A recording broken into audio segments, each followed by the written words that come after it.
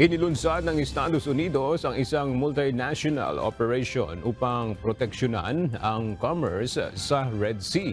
Sa gitna ito ng pag-atake ng Iran-backed Yemeni militants dahilan upang mag-iba ng ruta ang mga pangunahing shipping companies at maramdaman ang epekto nito sa global trade. Simula noong nakalipas na buwan, gumagamit ang Houthi militant group ng drones at missiles laban sa international vessels sa Red Sea.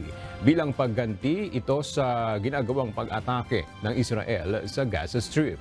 Nagbabala naman ang mga analyst na posibleng tumaas ang presyo ng produktong petrolyo at iba pang goods dahil sa pag-atake sa commercial ships sa Red Sea.